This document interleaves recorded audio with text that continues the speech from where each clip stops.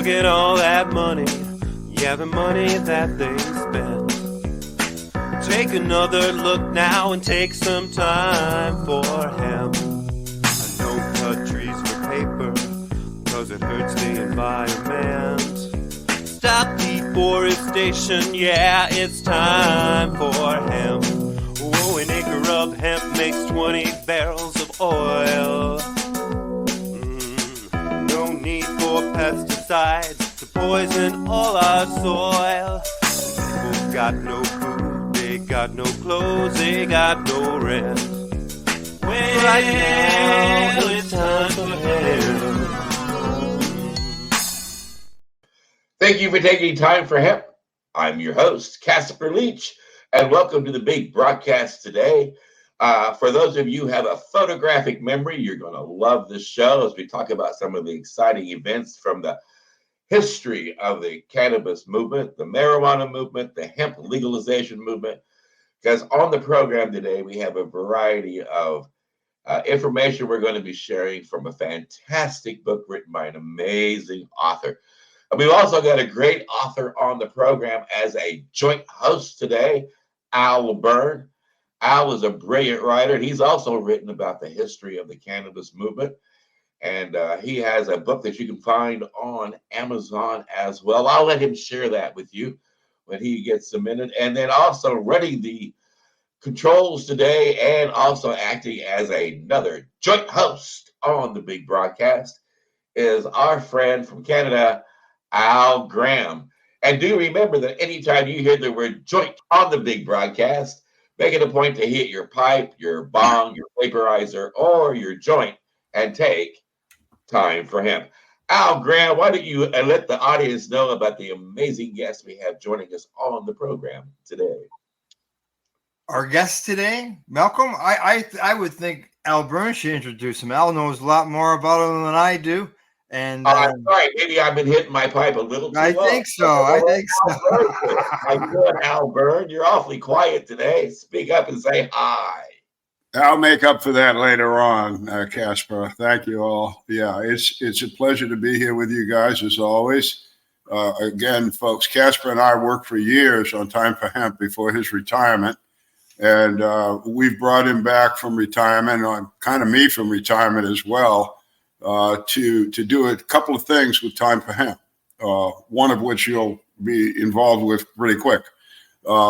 Time for Hemp has an incredible archive of interviews such as this with people from, if you will, the past, doctors, nurses, researchers, activists, advocates, not just from the United States, but really from other countries. And we thought that archive was so valuable, we needed to bring it back for the new generations, if you will. And we're hoping that people that are a lot less than the guys you see on the screen will join us, spread the word on what we're talking about, and enjoy our archives. And mixed in with the archive information that we're going to present over the years, we're going to have new interviews such as today. And one of these fellows that we're bringing up is another old guy like us. But this is sort of a historical beginning for the show. His name is Malcolm MacKinnon. Some may remember him as Dan Sky.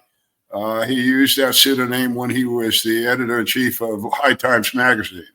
Malcolm and I have worked together for decades, I guess. And I'm going to let him tell you about his life history here with the cannabis plant. He's a nationally known photographer. You'll see a lot of his work on this show. Excellent stuff. A lot of work that is impressive, not just of people, but of plants and places that Malcolm has visited and traveled through, which is extensive. So, Malcolm, why don't you come on and introduce yourself, please? Well, thank you, Al. I really appreciate it. I just don't like the old guy stuff, but everything else I agree with. Okay. Well, listen, man, your hair and my hair, we at least got some. I mean, look at Casper. Come on. I had white hair when I was 30 years old. Okay, so you can't really tell the difference. No, thanks so much, man. It's so great to be on Time for Hemp. Casper, I've known who you are and Time for Hemp for years and years. I started with High Times back in 1991, and man, you were you were on the scene, one of the first media broadcasts that was exclusively about cannabis. So thanks again for having me on the show. Really appreciate it. Al, I released my book late last year, not in time for Christmas, unfortunately. So I'm hoping that 2024 is going to be a great year. The name of the book is Pot Shots, The Journey of a High Times Photographer, which is me. And it covers my 25-year history with High Times, where I photographed pretty much everything in the cannabis movement. I've been very, very, fortunate. And some people have called me, the premier photographer of the cannabis movement, which I'm certainly not going to disagree with. But it's been quite a journey. I mean, I interviewed celebrities, interviewed all the leaders, all the icons of cannabis. And, I also got to participate in the Lakota Hemp Project, where the Indians on the Pine Ridge Reservation first tried to grow hemp back in 2000. So I was part of the Lakota Hemp Project and also was part of the Navajo Hemp Project.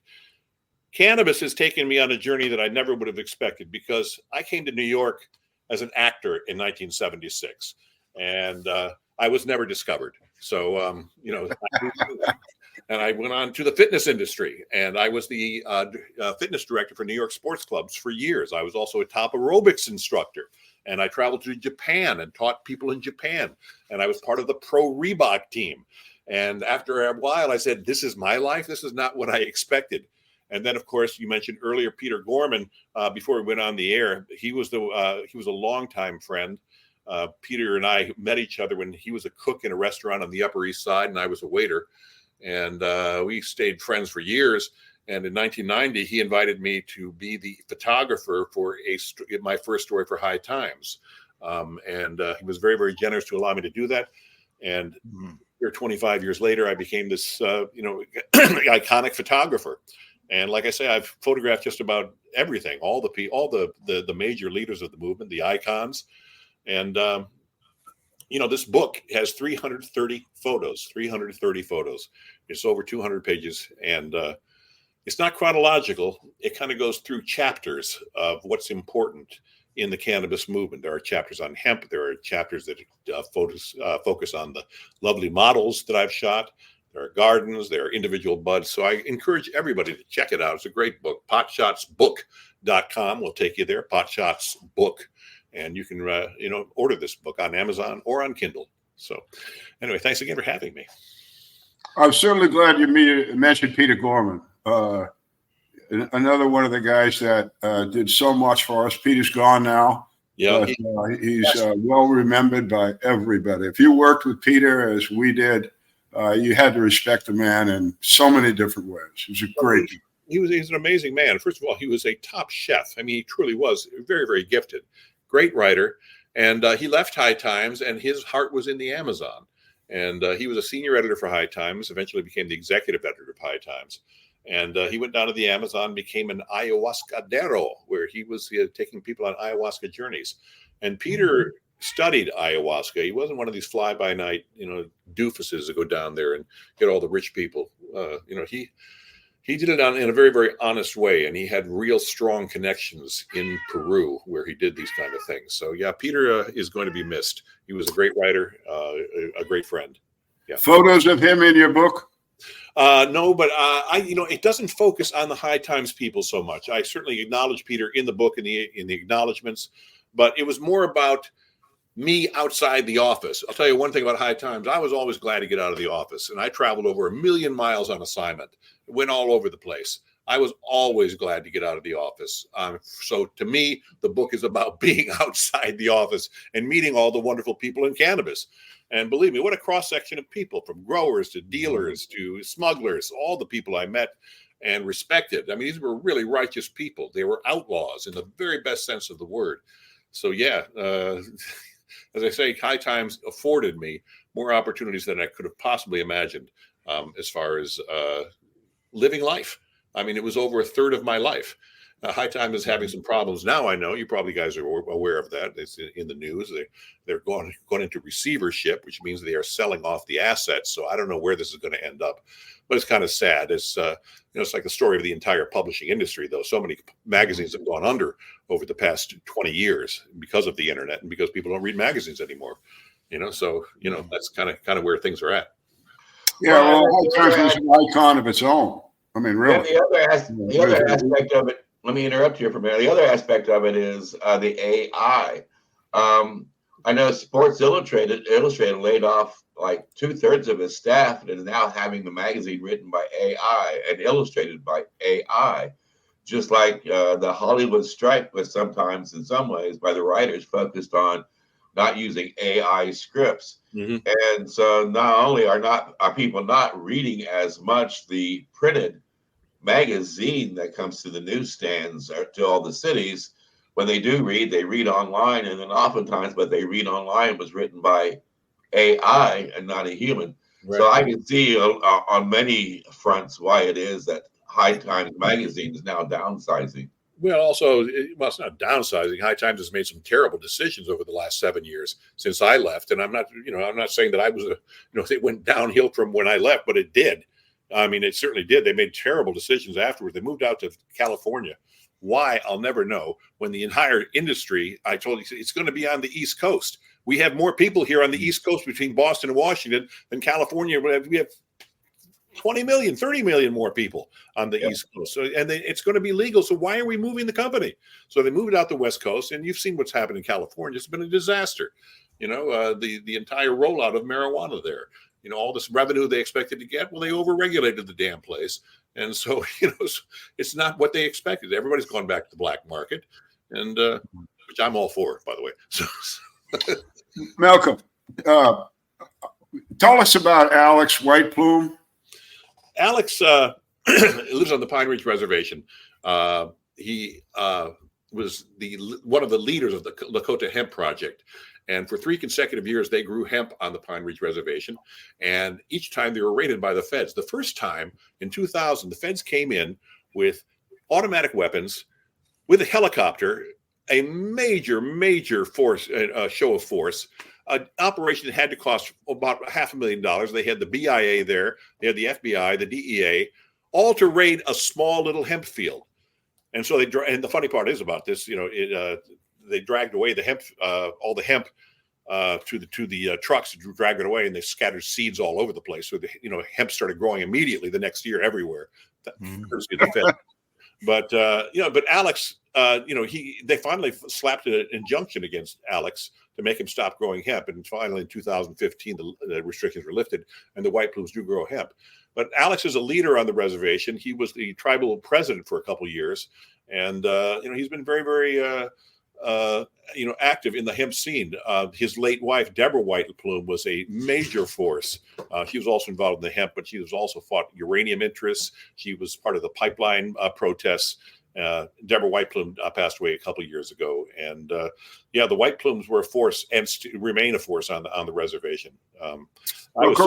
Go ahead. Correct me if I'm wrong, but that the Lakota in their treaty with the United States government was given the right to grow hemp, and isn't that what Alex leaned on? Absolutely, it's the Fort Laramie Treaty of 1868.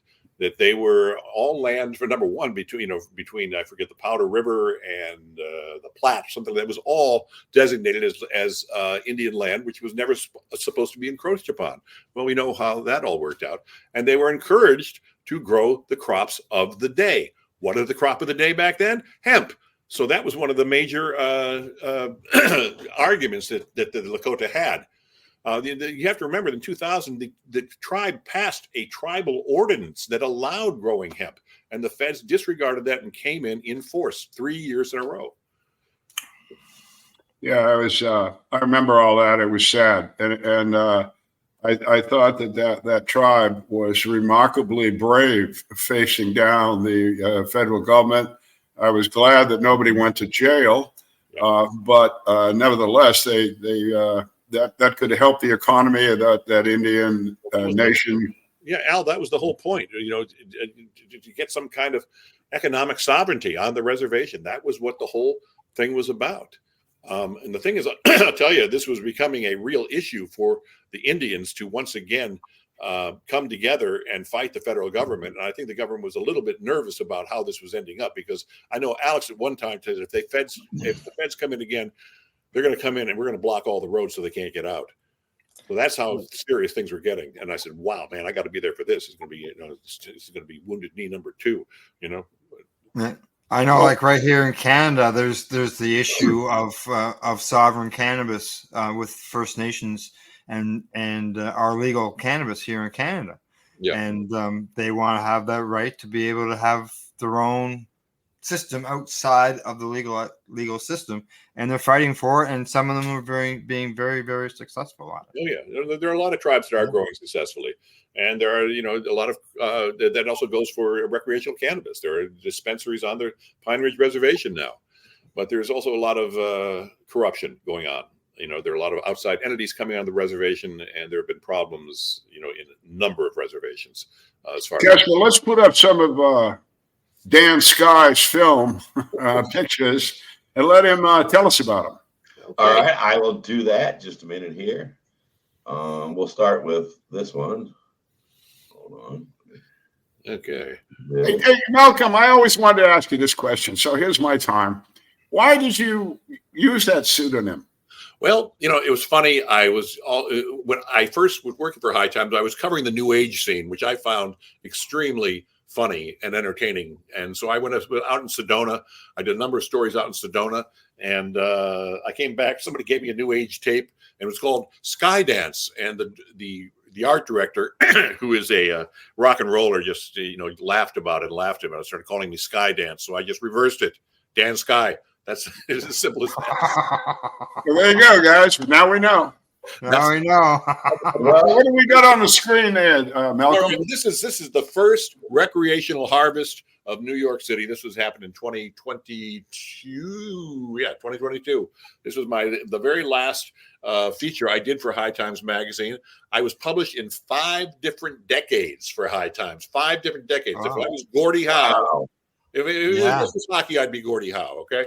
So yeah, this was my last feature for them. This was in October up in Poughkeepsie, New York, and these guys had it going on, man. So this is a tremendous, beautiful October morning. And I was so pleased. I got up on their water tower and shot this shot. Yeah, great. Nice. Thanks for showing. Very that. nice. Yeah, Good. Yeah. I tell you, photography is the best. I mean, my dad had a farm. First thing I do in the morning is smoke a joint, walk out on his farm, and take shots of all kinds of things. It is the best. I mean, I've been doing photographs since the late 70s, I guess. So yeah, I just enjoy it so much. Oh, yeah. A shot there, Casper. I'm coming up next. I'm learning how to operate these highfalutin. Okay. Oh, this is the highest photograph I've ever taken. This was taken in near Alma, Colorado, which is actually the highest incorporated city in the United States. And Alma has a great dispensary called High Country Healing. And the owner took me up about 2,000 feet higher. This is about 14,000 feet. So we shot this, and that's a bristlecone pine tree in the background, one of the oldest living plants on Earth. It lives to 2,000 years old and can survive in the harshest climates. So, yeah, this was a wonderful shot, the highest shot I've ever taken. Where'd you get the buds? The buds were from the dispensary, man. I'll tell you, I depended on dispensaries and growers and dealers for the buds. I mean, seriously, I've never been a grower, so I depended on the kindness of strangers. Well, they sure gave you a big pile of nice-looking buds. Yeah. I saw lots Exactly. of buds, man. I tell you. So I suppose when you were taking pictures of this plant, it's a plant, folks. You got to sample some of it? Oh, always. Oh, That's part of it. I mean, yeah. I traveled with lots of pot that was given to me. This is a picture of Cheech and Chong when they reunited. Took this picture in 2008. Those are fake plants, but I wanted to show Tommy is one of the icons that I note in my book. There are 4 of them that I mentioned, and Tommy's one of them.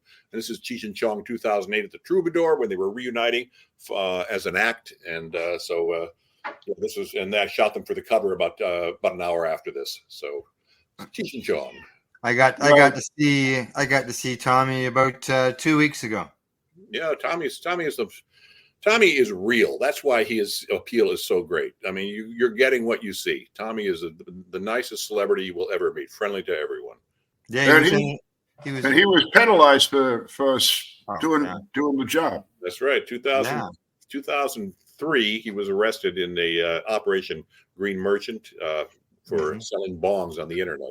This is Dennis Barone, also one of the icons that I mentioned. Dennis, of course, is the father of medical marijuana. He was a huge San Francisco activist started the compassion clubs, the first compassion club in the country in San Francisco. He died about 3 or 4 years ago. I photographed him at his home in San Francisco. Truly one of the remarkable people who knew politics, uncanny ability to talk to all kinds of people and get things done. He was principally responsible, not principally, but certainly one of the architects of Prop 215, which legalized medical marijuana.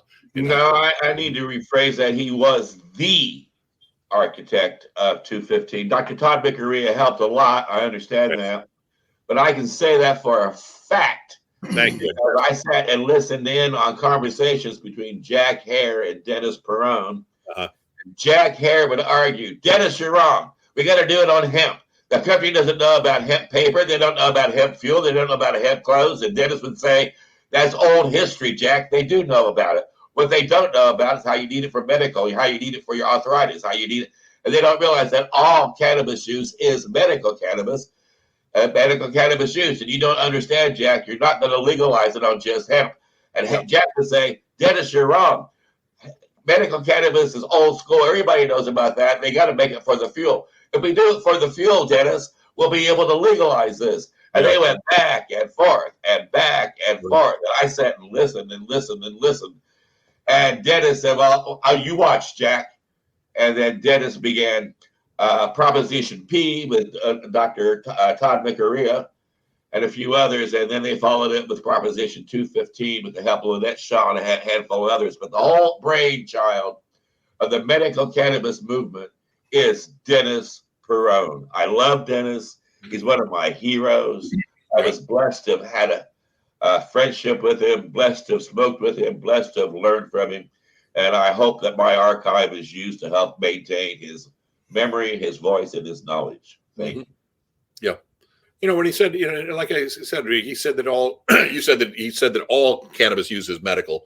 It always leads me to the my thought that why do we smoke? We don't smoke to get high. We don't smoke to get buzzed. We smoke to feel better, right? We smoke to feel good.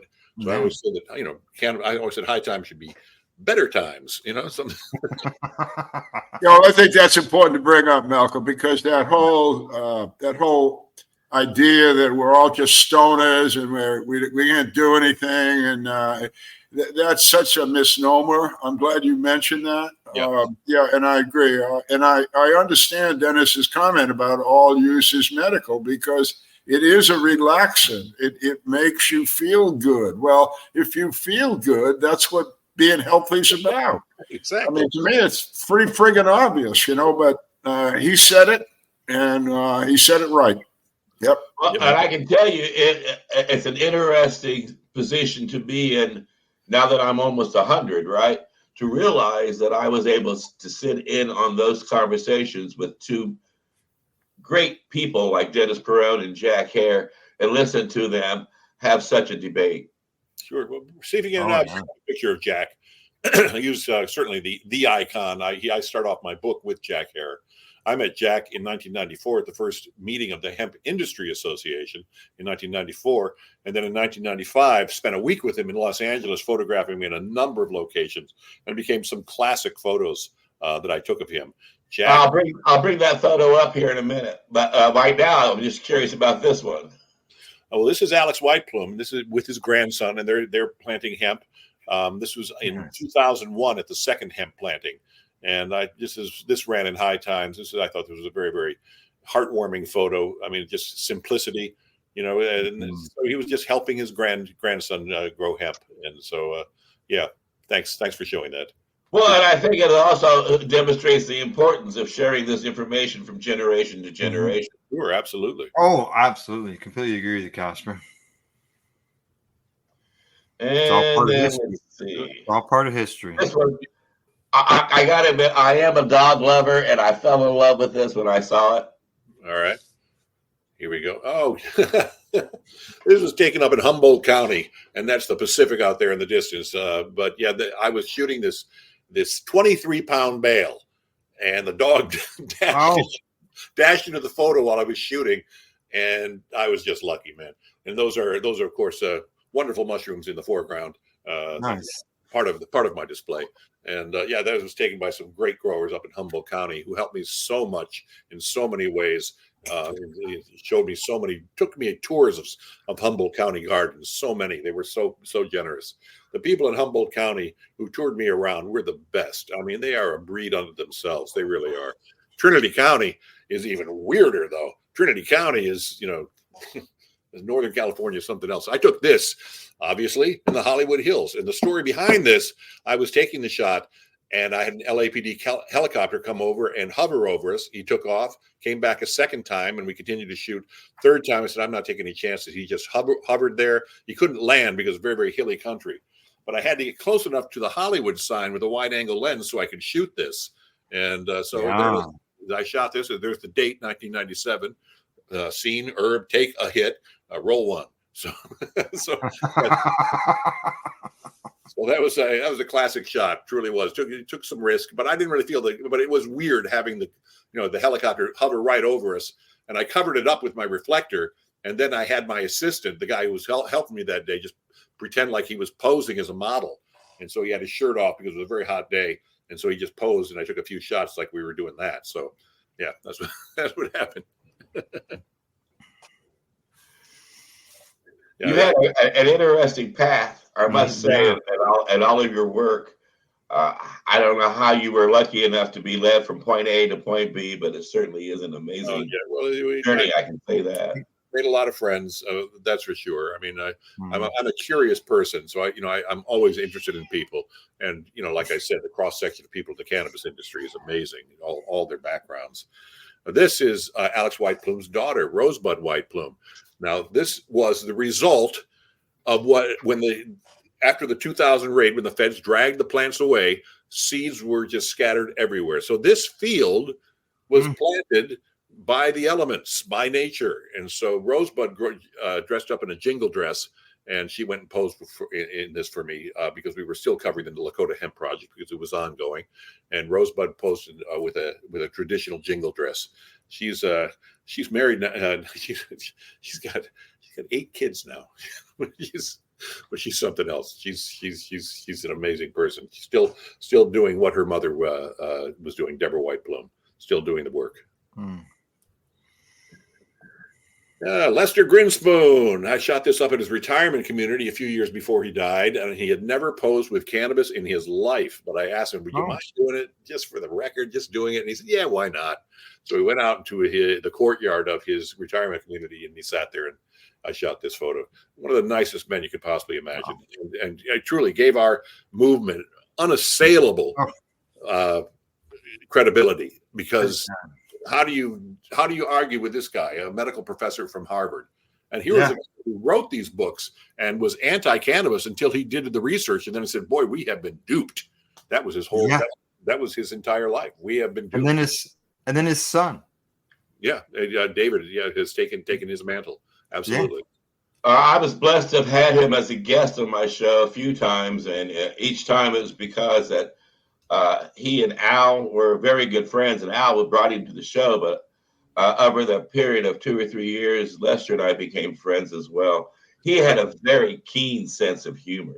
Oh, he did. Well, listen, I asked him. I did a big feature article, cover story on pot and sex.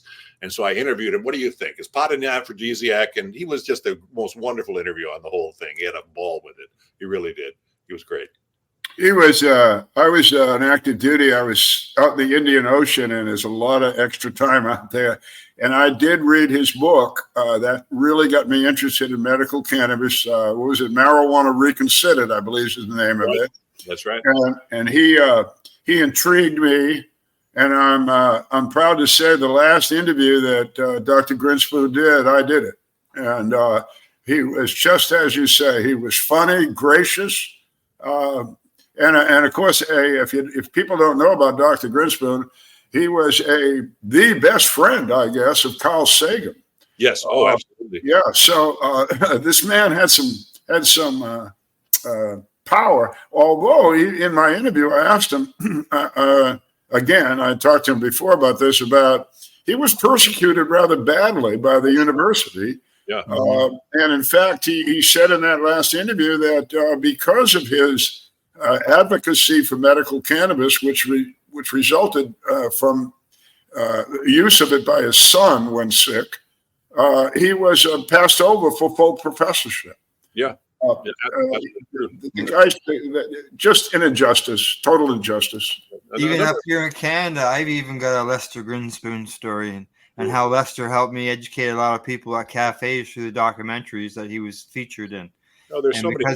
Partially because of that, he was also part of a cannabis report that was done in our local newspaper, where our local reporter reached out to him, and he was able to get an interview with him that was almost a full page in our local paper. Yeah. And Al, unless I'm mistaken, that last interview that you did with him, that he did for posterity, aired on Time for Hemp. What do we got there, Malcolm? Besides some really nice looking females. This was taken at the gardens of B.E. Smith in Trinity County. B.E. was a major advocate in New York, in California, and he served, I think, 18 months in jail for growing, and he went right back to growing when he got out of jail. I always like shooting into the sun. I get very, very few photos that work out, but you never know what you're going to get. And in this particular photo, I used a flash and shot into the sun, and I got this tremendous photo. And I always made this kind of used whenever I show this photo, I use biblical references. I don't know how you can deny it. I mean, seriously, beautiful sun. Nature. I love it. Yeah. No, well, that's true. That's one of the things that Jack convinced me of when I first became a participant in the hemp and marijuana hemp legalization prohibition movement. Wow. Thank you, Jack. Was that it really is a gift from God that this one plant can create all the creature comforts that we as human needs, clothing, food, plastics, anything. And then it also creates amazing food that is good for us to survive and to grow on. And then it gives us all this great medication. So I do agree with you, Malcolm. It is a gift from God, and to use a biblical reference with this image is the right thing to do. And also, Casper, the other thing is it makes us laugh. One thing that used to annoy the shit out of me is when people say, we have to be more serious about marijuana. I mean, we have to be serious. I mean, I don't like Tommy Chong. Tommy Chong is bad for the movement. I mean, we have to be more serious. We can't be stoners. I said, what are you talking about? Everyone knows that pot makes you happy. I mean, you enjoy life a little bit more. People laugh. What are you talking about? We have to, smoke and be serious. And I'm medicating. No, I hate that. I hate that so much. I hate it. Well, and then the other thing, I remember watching a documentary on how laughter can heal all types of different diseases and problems in the body. Well, how many times have you really just burst out laughing at something and you laugh so hard you think you're not going to be able to stop laughing? And afterwards, you're like, oh, my God. That was great. Seriously, it's the truth. Well, it sure looks like the guy in this picture is laughing. Yeah, Joe Rogan. Yeah, I photographed him he was did a little article on Eddie Bravo, who was a martial artist. And so Joe was his foil. And Eddie performed all these martial arts moves on him. And so we were sitting on a great big, I forget what, I can't even think of the name of it, but on a great big white canvas that I was shooting on. And so they were taking a few bong hits. I asked Joe, I said, you mind? You mind? And he was very, very cool about it. I'm not really a big fan of Joe Rogan, but he's a nice enough guy. I remember at the time, I'll just tell this quick story. He was talking about how bad Sarah Palin was as a vice presidential candidate. And I said, he said, she's got 6 kids. How can she be a vice presidential candidate? I said, well, men have children too. And he got very, very angry at me. Well, one thing is for certain about Joe, he is very smart. And he knows how to do an excellent interview. He knows how to get the right questions at the right time. Yeah, to a point. He's he's a good interviewer and so forth and so on. But I think he's completely. I think he can be very, very dangerous with some of the people he allows on the air. So that's kind of how I feel about Joe. I don't think he's necessarily a responsible journalist. What's the next picture we got going here, Casper? I'm getting there. I think people are going to recognize this one here. He's a friend, I got to say, of Martha Stewart. Snoop. Snoop Dogg.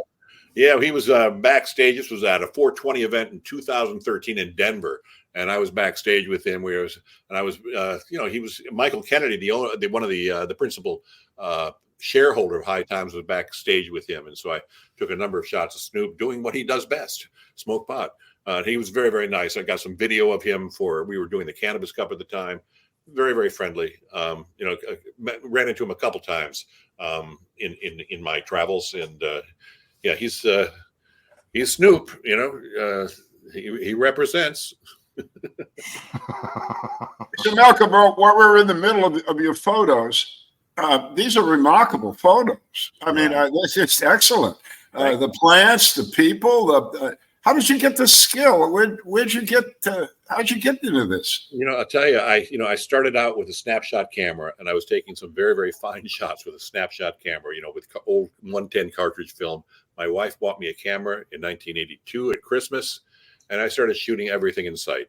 I never took a photography class. I read a number of photography books. I read magazines. I looked at all kinds of photos, and I shot everything I could shoot. And I didn't have anything published professionally until 1989. And it took me a long, long time to really think that I think I know what I'm doing. And that wasn't until like the 2000s. I mean, I had a lot of successful shots. It takes you a long time to really feel like I know what I'm doing. I can go into a situation. I can pull this shot off. Yeah, it was a long haul. I was very, very fortunate to have High Times to get published in. When I first worked for High Times, I wasn't all that interested in staying with the magazine. I was more interested in having my photos published. But as time went on, I realized, for number one, I can't just be a photographer for High Times. I have to write as well.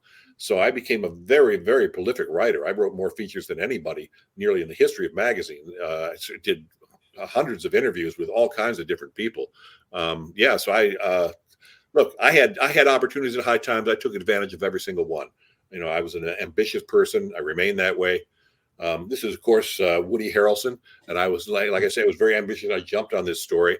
This is when he purposely grew hemp in Kentucky. He bought a 1/4 acre of land in Beattyville, way out in the country. And he planted 4 seeds and orchestrated his own arrest. So this was 1996. And so this took 4 years to move through the courts. And he was eventually acquitted in 2000. And he was acquitted, coincidentally, on the same day that the feds came in and raided Alex White Plume's first crop. Now, you ask me, is that a coincidence? I don't think so. It was very, very intentional to show that we're still in control. So Woody was acquitted by a jury, and that same day, Alex White Plume was raided. So this shot was taken in June 1st, 1996. I remember the date well, and he was arrested shortly after. So so they called the police, and they showed up, and so it was it's also my understanding that, I don't know, this is good because we have someone who's right there on hand, and I'm on the phone with the people involved to see if this is correct. It's Gateway Galbraith was involved with all of this, and it's my understanding that Woody got involved with the hemp movement, the marijuana movement, because of his friendship with Willie Nelson, and he also met Gatewood, who was a friend of Willie Nelson as well. And it was their support of Gatewood's campaign for governor of the state of Kentucky that led Woody to get involved like he did in the state. And it was Gatewood who helped hypnotize Woody. Is that correct? Gatewood pointed him toward Joe Hickey, who was trying to restart the Kentucky Hemp Growers Association that had been out of business since the 1940s. And Jake Graves, who had actually grew hemp during the 40s, during the World War II, was an old hemp farmer. He was involved in that. So I think he was pointed toward that group by Gatewood. I knew Gatewood pretty well and got to travel with him on his bus and smoke joints with him. And what a great guy. He came up to the High Times office a couple times. One of the nicest guys around. Yeah, but Gatewood was a very, very big influence on Woody as far as the hemp situation in Kentucky goes, because I don't know if people know, but Kentucky was the biggest hemp producer in the country in the 1800s into the 1900s. So, I met Gatewood at 91, I think it was, at the San Francisco Earth Day Fair. It might have been 1990. And he and I were in High Times magazine together. That was my first time featured it. John Holston did an article about Time for Hemp, and Gatewood and I were in that in the photograph. Gatewood was a huge champion of Time for Hemp broadcast. He was the most reoccurring guest on the show. He sent money to help keep it going. Oh, one of my best friends. I was blessed to have known him. Great guy. Me too. No, seriously. Yeah, I had him. I invited him, and he was very generous. He came and speak at a normal conference, right about when you're talking, Casper, in 1991, someplace in there. And the thing that I admired about him too, people maybe don't remember, like, well, we do, but Gatewood took off in an old Mercedes-Benz sedan, driving thousands of miles, and he used hemp as the fuel. I thought that was an excellent demonstration of the plant's ability to function in yet another fashion that it's still viable today. It's still a good fuel, but hemp, that I don't know what he called it, a hemp mobile or something like that. Yeah, but it got a lot of press. It did a lot of good, and he was, as you guys have said, he was unique. He was special. He died far too young of pneumonia. Yeah, this was taken outside of Las Vegas in Red Rock Canyon. I went out early in the morning and I bought a dump truck and a earth mover in Walmart the night before. Went out early in the morning and shot this stoned quarry, I called it. It was, the only problem with this, there was a lot of breeze that morning, and I lost probably an entire ounce of pot, which of course I had to pay for. A very expensive photo shoot, but yeah, this was a fun shot to take. That's a fun shot. Yeah, lying on the ground first thing in the morning out in the desert. What else we got, Casper? Well, I think that's all of them, but this last one here. Just a minute here. Let's see. Last one. All right. Screen. Select window. And I think we all kind of recognize this guy. Jack. This is during that week in January 1995 when I spent a week with him at his apartment. I have never seen, so it was like Grand Central Station. I mean, there are so many people coming in and out of his apartment. Anyway, we went out, we shot on Palisades Park overlooking the Pacific. It took a few shots out there, one that landed on the cover of High Times. And then that night, I shot this in his bedroom.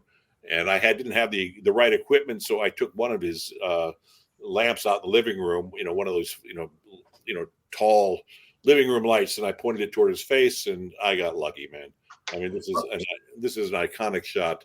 I mean, it's been used over and over and over in so many different ways. I just want to point out another fact about Jack. He was an Army veteran. He's a veteran. Dennis Perone was an Air Force veteran. He served in Vietnam.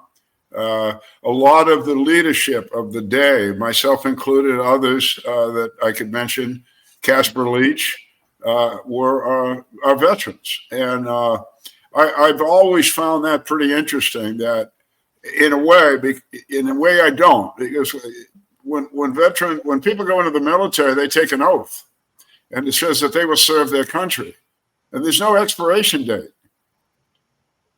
There's no expiration date to that oath. Right. That's true. I think that Dennis and Jack and others of our ilk remembered that there's no expiration date, and I just want the folks out there that might be civilians that don't understand that these men served their country after they served in the military. Very important. Very important. Certain discipline of thinking that they had that was different from a lot of people. Also the teamwork involved, realizing that it took all of us. That's what the military is about. Yeah. Well, Malcolm, we're running out of time, but you get last shot, man. Is there something you'd like to say or do that we haven't said or done yet?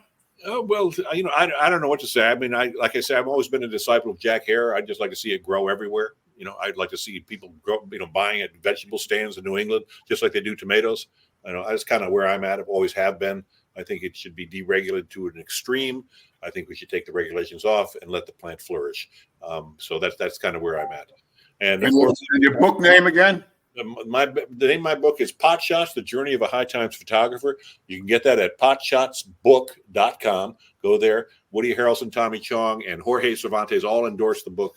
I'm so proud of that. And so check it out.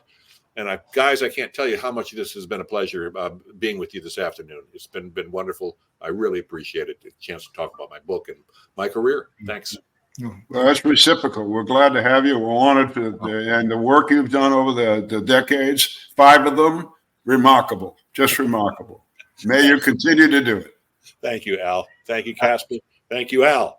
All Al right. Graham, any closing remarks? Yes, I'd like to thank Malcolm for being part of this broadcast and to prove that every picture has a story behind it. Because as a photographer myself, I know exactly, that's what there is. There is a story behind every picture. Right. And thank you for sharing those stories with us today. Thank you. Thank you. And Al. Malcolm, it has been a joy to have you as part of our family now. You're part of our archive, which I encourage people at home to visit and check out. And I do encourage you also to go and get Malcolm's book. It makes a great gift for your friends. It also makes a great gift for Christmas, any time of the year. And it's something nice to look at when you are taking time for hemp. That is true. So what we want everybody to now know is that the next time you get a chance to let somebody know around you how important this plan is, remember they are learning something of value that they can share on to others.